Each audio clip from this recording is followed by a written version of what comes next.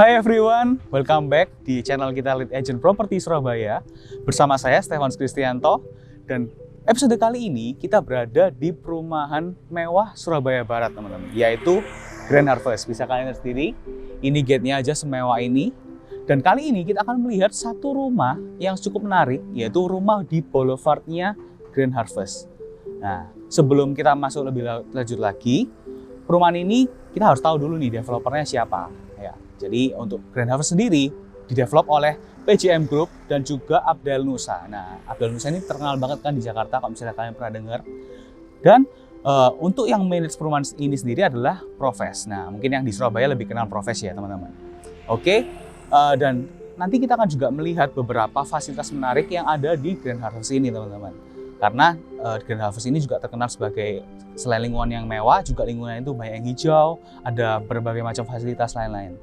Oke, tanpa berlama-lama lagi, langsung aja kita lihat ke rumahnya. Let's go!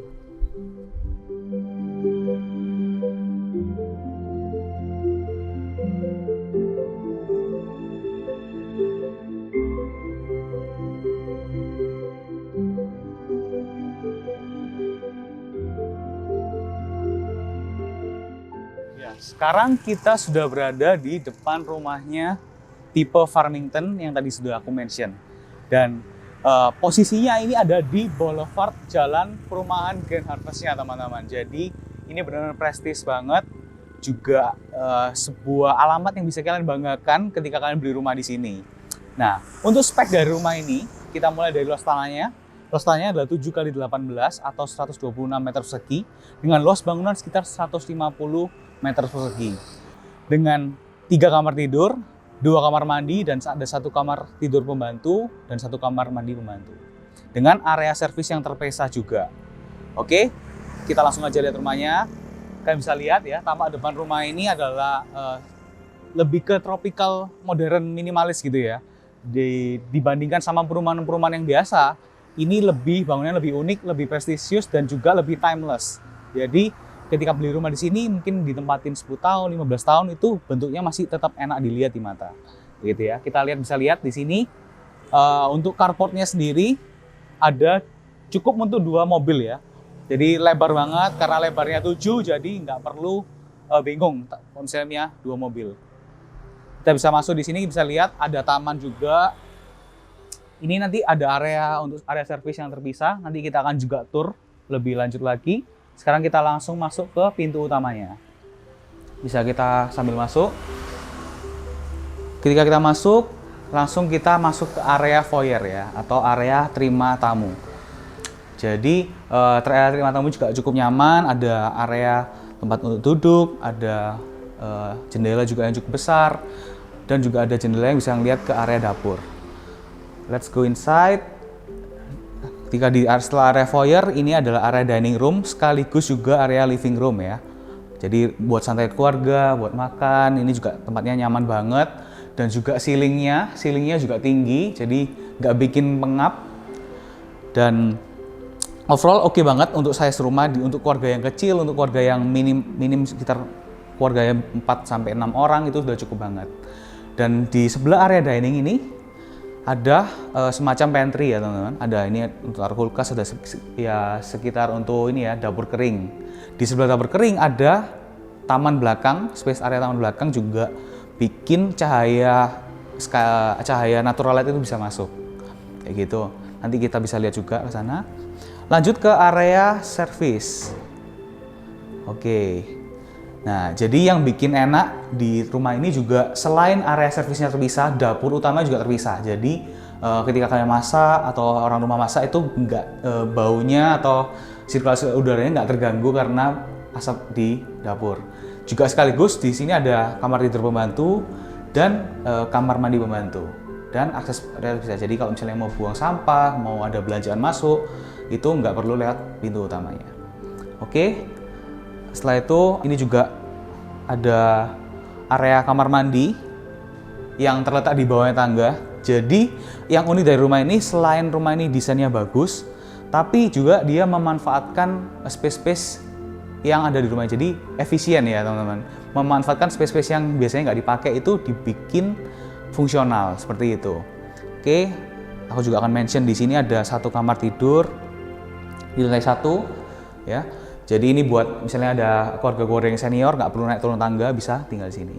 Mungkin aku juga kasih lihat di sini ada, kita keluar ya. Di sini ada taman belakangnya.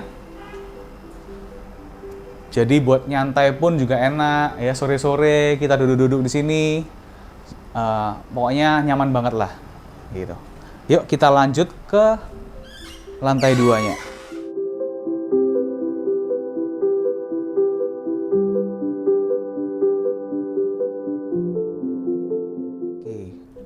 Untuk area akses ke lantai 2 ini juga kita bisa dapat void-nya ya teman-teman, ada double ceiling dan juga ada skylight di atas, itu membuat ruangan ini juga tanpa lampu pun sebenarnya udah terang. Dan salah satu keunggulannya juga kalau ada matahari sinar masuk, itu kita lebih rumah itu kelihatan lebih estetik ya. Jadi kita langsung lanjut ke atas.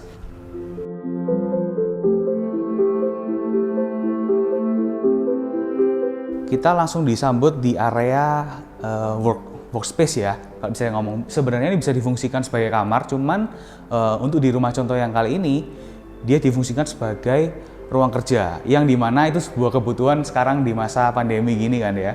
Karena banyak orang kita kerja di WFH, dan kalau misalnya kita kerja di kamar atau kerja di kayak nggak enak gitu ya. Nah ini sudah dibikinkan tempat untuk kita WFH, nyaman banget, bisa buat nyantai-nyantai, mau kerja gimana pun itu nyaman.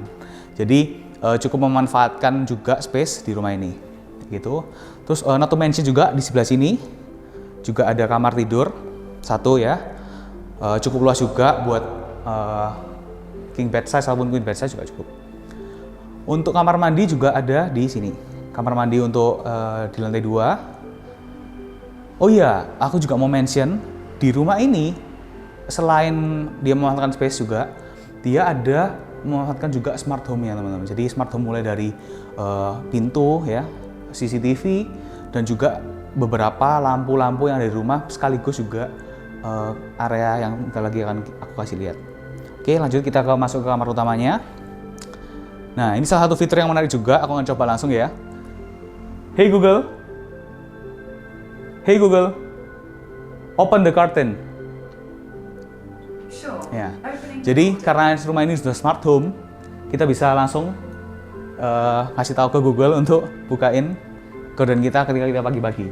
Dan ini overall untuk kamar utamanya juga sudah cukup besar.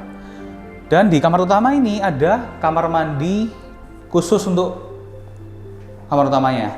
Cukup besar juga, ada area shower, ya, ada kloset dan juga wastafel kayak gitu.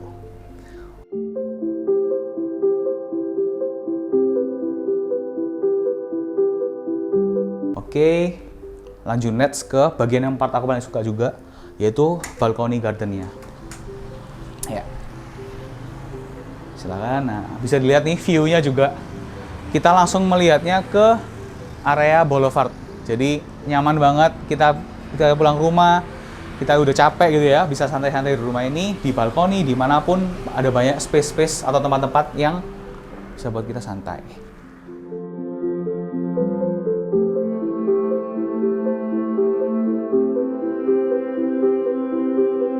Oke, jadi gimana guys setelah kalian melihat house tour kali ini?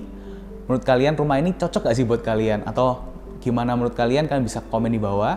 Dan untuk further information juga, rumah ini tuh terletak di kawasan yang prestisius ya teman, di Surabaya Barat, di mana lokasinya itu juga bisa dijangkau melalui beberapa akses. Kita mau ke mall juga deket, kita mau ke tol juga deket. Jadi selain lingkungan yang bagus, lokasinya juga bagus teman-teman. Oh ya, untuk harganya tadi aku belum mention. Harga rumah ini di tipe boulevard termasuk harga yang cukup wajar ya teman-teman. Harganya mulai dari 2,6 miliar saja sampai ke 3 miliar. Tapi itu masih belum termasuk interior dan juga smart home ya teman-teman. Jadi kurang lebih untuk smart home dan interiornya berkisar antara 460 jutaan. Jadi kalian bisa total sendiri ya, bisa hitung-hitung. Nah, dengan harga segitu kalian sudah bisa dapat rumah di boulevard teman-teman. Jadi juga cukup worth it menurutku ya, dengan lokasi seperti ini dan lingkungan seperti ini. Dan ya, that's all teman-teman. Untuk hari ini jangan lupa kalian like, comment, dan subscribe channel Lead Agent Property dan juga follow kita di Instagram di leadagent.id. Oke, sekian dulu dari aku. Sampai jumpa lagi. See you guys.